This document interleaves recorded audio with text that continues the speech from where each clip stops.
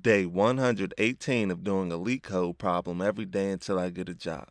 All right, guys, we're back again another day, another LeetCode problem. We made it all the way to day 118, y'all, and we're still going strong. I don't see any signs of slowing down or stopping anytime soon, y'all. So get ready and strap on because we have a long way to go. Right now, we're doing some easy array problems so we can really build on our foundation and strengthen the fundamentals that we need in order to continue on down this LeetCode path that we are on in order to be the best LeetCoders that we can be, y'all. So before we get started, don't forget, bring a mouse, bring a mouse right over here and click that subscribe button for me, y'all. Then after you click that subscribe button, go ahead and smash that like button for me, y'all. Then after you smash that like button, I'm calling all of my bankers. I repeat, all of my bankers to the comment section right now.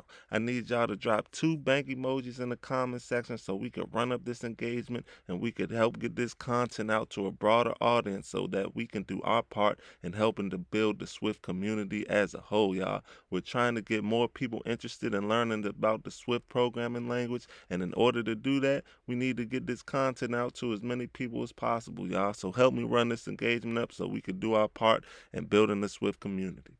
Now, I know why y'all are here. Y'all want to know what's up with this question. And today we have question number 1528, shuffle string. The difficulty level is easy, so you already know how we do on this channel. We're going to keep the solution as simple and easy to understand as well because we're all trying to learn here, and there's no point in writing code that nobody understands, including yourself, because if you don't understand it, then how are you going to learn anything from it? So, now that we understand, or now that all that's out the way, let's see what the question says. It says you are given a string s and an integer array indices of the same length. The string s will be shuffled such that the character at the ith position moves to the indice I in the shuffled string. Return the shuffled string. So let's look at these examples so we can see what it is, exactly what they're talking about. So first, we have an input s. It's a string. This example says code leet. Indices is an array of integers 4, 5, 6, 7, 0, 2, 1, 3. Those are representing the indices that each letter in the string needs to go to. The output is LeetCode. The explanation says, as shown, code leet becomes LeetCode after shuffling. So let's break this down, right? So they give us an input, right? Right now it says code leet, and they give us an array of integers. These integers represent which indice each corresponding letter needs to go. So right here we have C at index 0, or it would, let's say this isn't a string and this is just an array of characters, right? So if this was an array of characters and it wasn't a string, we would have C at index 4. Then we put O, this is how we unshuffle it. We put C at index 4, right? Then we put O at index 5. Then we put D at index 6. And we put E at index 7. Then we put L at index 0. Then we put E at index 2. Then we put E at index 1. Then we put T at index 3. Now, if we put all these corresponding characters or letters at the corresponding index, then the output will spell LeetCode, right? So let's see, L right here this would be at index 0. Why? Because let's see, like I said, let's pretend this is an array of characters and not a string. So let's say L is at, it'll be 0, 1, 2, 3, 4, right? So L is at index 4. Then we come down here and we go 0, 1, 2, 3, 4. 0 is at index 4. So L and 0 are both at index 4.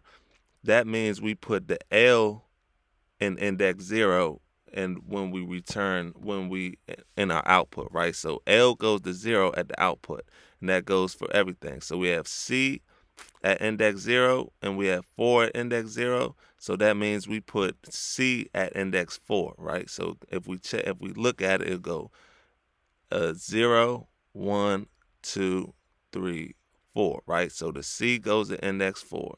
Then the 0 will go at index 5, right? So then it goes 0, 1, 2, 3, 4, 5. And then there's the 0. Then we have D, right? D will go at index 6. Then we go 0, 1, 2, 3, 4, 5, 6. And there's the D. Then we have 7. At index, hold on, excuse me. Then we have E right here, and we put E at index 7. And so if we check it, goes 0, 1, 2, 3, 4, 5, 6, 7. So that's how, if this was an array of characters right here, right? So that's what we're doing. We're just putting each letter at the corresponding index of the indices, right? So that's why, let's see up here. Oh, yeah. Let's see what this is. I don't really know what this is talking about, but oh, yeah. Well, yeah. C goes to 4, 5 goes to 0, 6 goes to D, 7 goes to E, like we just showed, right? So, and the output will become LeetCode. So let's look at example 2 so we could really bring this home for people in case it doesn't make sense. It's a little shorter, so we should get through it a little quicker and faster. We have input S is a string ABC. Indices also is in the input. It's an array of integers 0, 1, and 2. The output is ABC. Explanation says after shuffling, each character remains in its same position, right? So we have A at index 0, and then we have a 0 at index 0, so we put an A at index 0 right here. Then we have a B at index 1, and we have a 1 over here, so we put B at index 1 right here. Then we have C at index 2, and we have a 2 at index 2 over here, so we put a C at index 2. So that's how that works. So yeah, each letter at each letter indice at whichever indice is at, that corresponds to the indices and the indices down here, and this tells you which indice to put the letter in your output. So now that we understand what the question is asking, let's get into the code. The code is not that difficult at all, y'all, so let's get to it. The first thing we're going to do, we're going to declare a variable called res. We're going to set that equal to an array of character, and we are going to initialize that with, open up the parentheses, and we are going to say repeating, colon, put a quotation marks, put a space in there. Then we're going to say comma, then we're going to say count, colon, up to s dot count. So that's going to initialize a blank array of characters for us that we can append characters to when we're dealing with our string. Next thing we need to do is we need to turn our string into an array of characters, right? In order to do that, we're going to declare a variable called sArray. We're going to set that equal to an array s, just like that. Then after that, we are going to say for, open up the parentheses, char, short for character, comma, index, in zip sArray, comma, indices. So if you guys have been paying attention to this channel, then you know what this zip does. It's going to create some tuples for us with each character and corresponding element and indices, right? So it will look something like this. For if we're looking at example 1, it'll look something like this. It'll make an array, then we'll have one tuple, and it will say C comma 4, right? Then we'll come over, it'll be a comma, and then we'll open up some more. Then it'll have another one, O comma 5, and I'm getting these from right here. So it'll be C 4, O 5, D, then it have a D will be with the 6, then it'll have a E will be 7, and so on, right? So that's what this zip does with the array and the indices, right? It'll look something like that, right?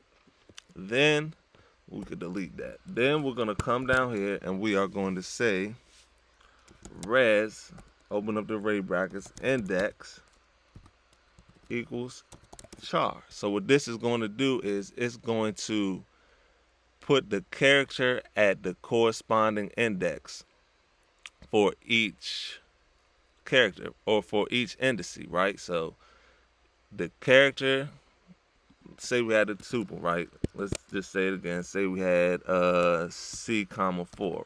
What this does is this is going to put a C at index 4. The C will be the character or the char. Res index will be 4, so it will put a C at res index 4. That's what this will do right there, right? Then we are going to just come down here. We're going to let it do what it do, and it's going to append all of the characters that it needs to append at the corresponding index. Then we're just going to come down here, and we are going to say return string res. That should be all she wrote, y'all. That should be all she wrote. So let's run it. Let's run it. See how it runs. See how it runs, and it's accepted, y'all. So let's submit it. Make sure it's still accepted after we submit it. Let's see, and there it is, y'all. 16 milliseconds beats 51.39% of users with Swift, y'all. Not too bad at all. And I hope y'all learned something today, and I hope to see y'all tomorrow for another day, another LeetCode problem. Peace.